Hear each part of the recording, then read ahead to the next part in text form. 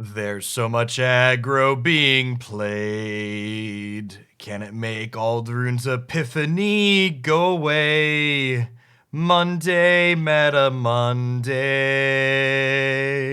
Monday, meta Monday. How we doing, folks? Good morning. Happy Monday. Happy day after the weekend of our first weekend of tournaments. Hope your weekends were swell. We've got some data metrics to dig into. There were a ton of standard events this weekend, not only the Hoaglandia Open, which will have coverage archives up on YouTube whenever YouTube decides to finish processing it. It's been processing since we signed off yesterday, as well as Croquis Crimson Vow tournament, as well as the Red Bull tournament. So these metrics here in front of you are comprised of almost 3,000 matches of Magic that were played on MTG Melee over the weekend, and honestly, kind of a lot of what you expect to see here. Honestly, looking back at, as someone that's been looking at these metrics every single week, even before Crimson Vow, the metrics here really aren't that meaningfully different than what they were before Crimson Vow. So the one big change with Crimson Vow is Mono White's position in the metagame. So I think that was kind of the known best deck, or the deck people were talking about the most, with the addition of Thalia to the format going into the weekend.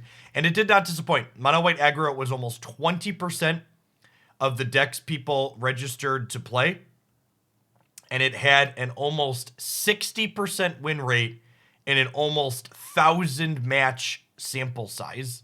And again, these win rates do remove mirror matches. So is this 1,000? This is 800. No, it's a little over 900. So like, this is not a small data sample for the mono white deck. Mono green also posting, 14% of the format with an okay win rate.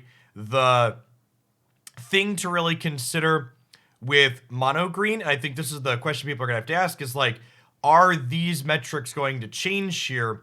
And I think they are, in large part because we look here, mono white had an almost 70% win rate against mono green on the weekend. Like, it dumpsters the green deck. And that's been my experience anecdotally on the ladder in a small sample size, and it's neat to see that extrapolate to a larger sample size. It looks like the key difference between white and green aggro looks like white aggro is quite a bit worse against Rakdos vampires. But vampires as a whole only had an okay weekend. It seems to have a bad time against a variety of other things here. And it also wasn't particularly popular. So there's a question of, does vampires have enough bad matchups elsewhere to prevent it from coming up to put down mono white a little bit? But like, you look at mono white and it's got solid matchups into basically everything except Izzet control down here, which that's the other part here too. So this is, I feel like, so mono white aggro was like the known best deck going into the weekend. But I feel like Izzet control is actually kind of the deck to watch coming out of the weekend.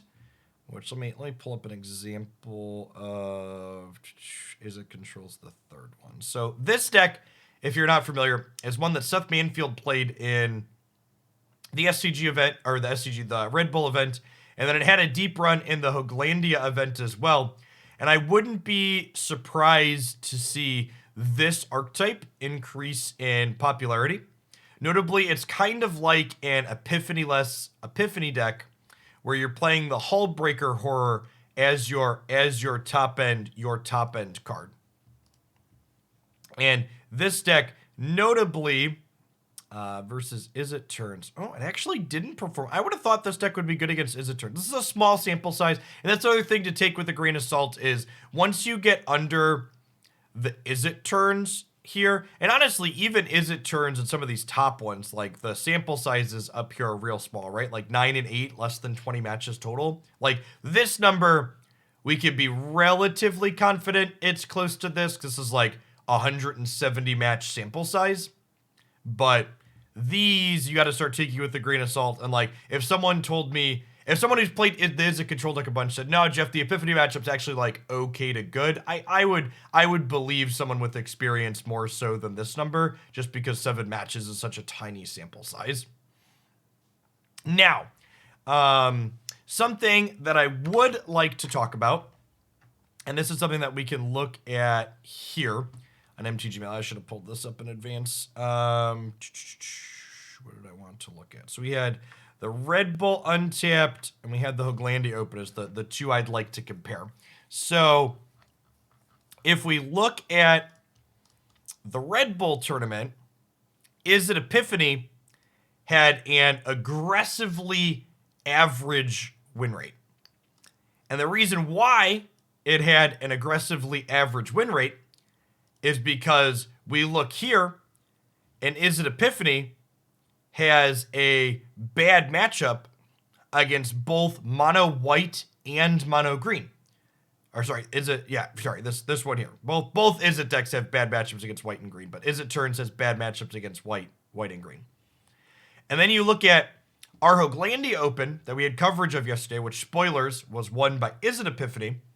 And you look at what the metagame of this tournament was. This tournament, and for people who aren't familiar with our Hoaglandia events, the Hoaglandia events are community events that you're just playing for cool stuff, being store credit. It's a much more laid-back environment.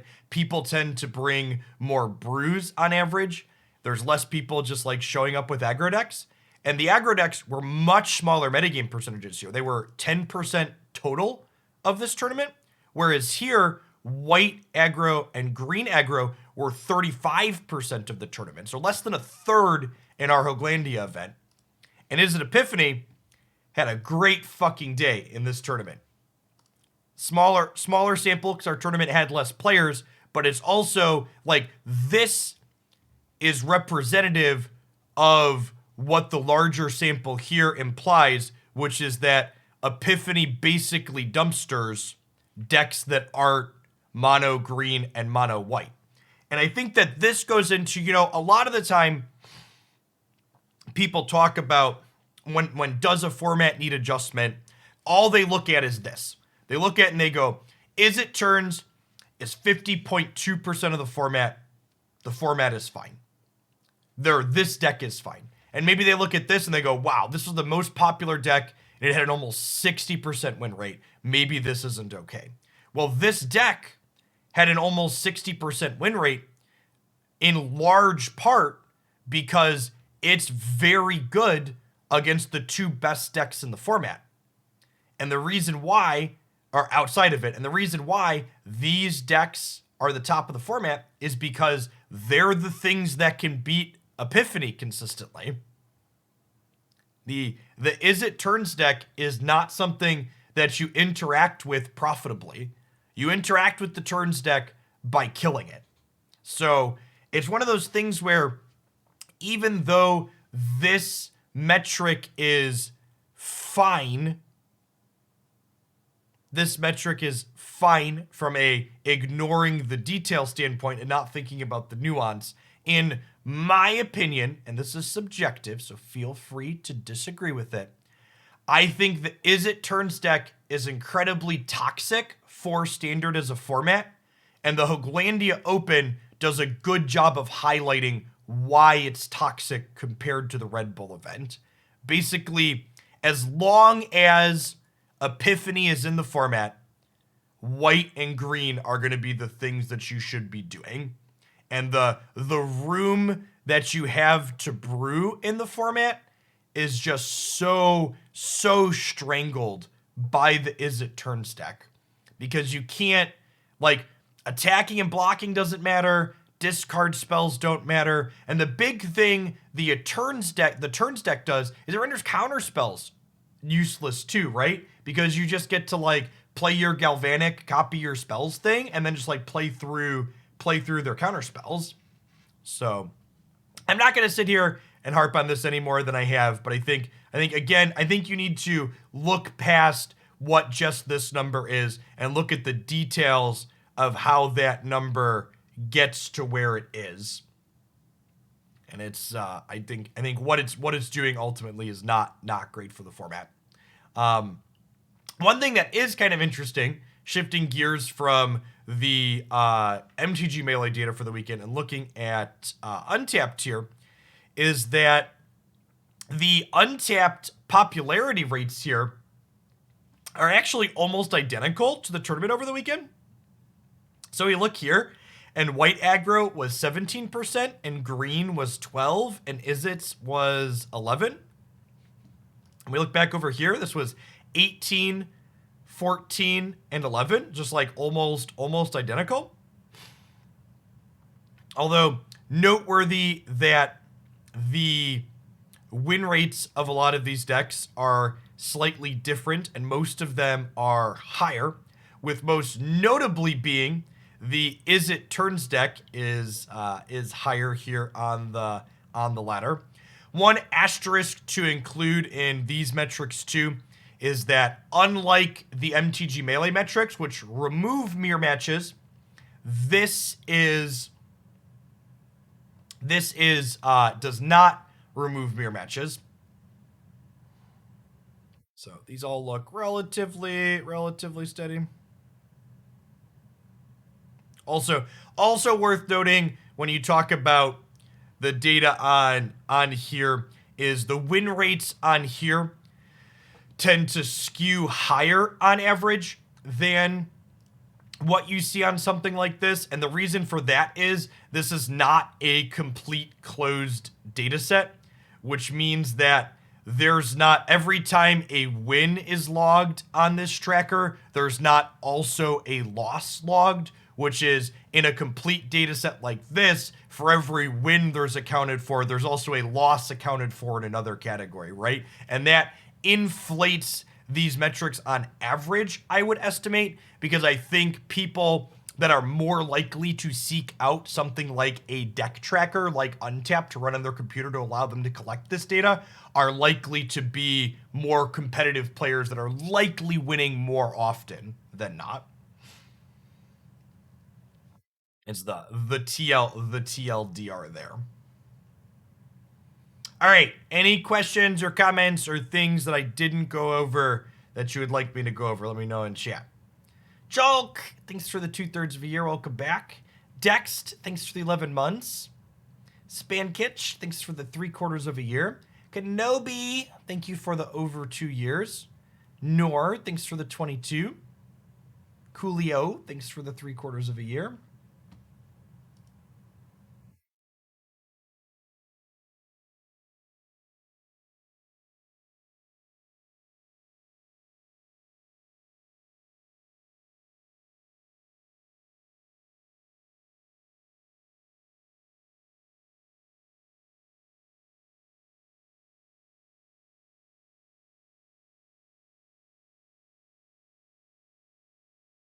Alistair, thanks for the 2 years of support. What's going on, Cajun guy? Happy 40th indeed. Thanks for the almost 3.5 years. What's going on, Clinic? Thanks for the 31.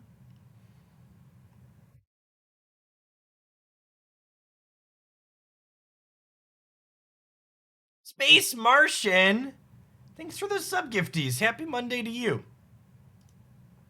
Well, I mean, we can look here and see that, like, mono white aggro had a bit. You said the black deck seems not great into it. That's not what the small sample size says here. So anecdotally, both Izzet Control and mono black have okay matches here. Pizza, thanks for the almost 3 years. And Bonjiren, thanks for the brand new Prime. I appreciate the Bezo bucks. Welcome. Yeah, I guess that's a good comment. I agree with you, Kessie, in the first, that I expect these results to yield no changes, while I can anecdotally say that, or my subjective opinion is that the format would be better off without Epiphany in it.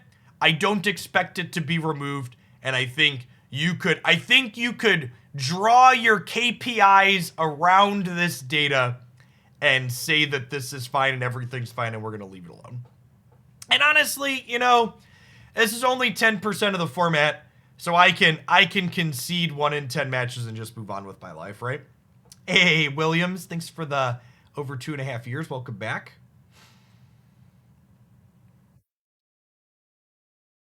First time here in Bezo Bucks. Well, welcome to the channel. It won't be your last.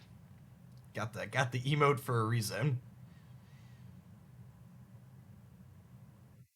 Yeah, and honestly, Boston, like I said, I actually don't mind playing against mono white, and I don't mind playing against mono green. I actually think mono white's a pretty reasonable deck to have be the top deck in the format. I think attacking and blocking with against this deck tends to be interesting and generate a lot of interesting games. And if I have to suffer through, this 10% or whatever to get that reasonable games that are more popular in the format, I think that's fine. I think standard can be plenty enjoyable with the current metric. I think it would be more enjoyable for me personally if Epiphany wasn't there, but I also think we'll be able to have plenty of fun with it existing. Yeah, I agree. Renko, thanks for the quarter of a year. Welcome back. All right, I'm going to call that a wrap on Meta Monday. We've been rambling for 15 minutes.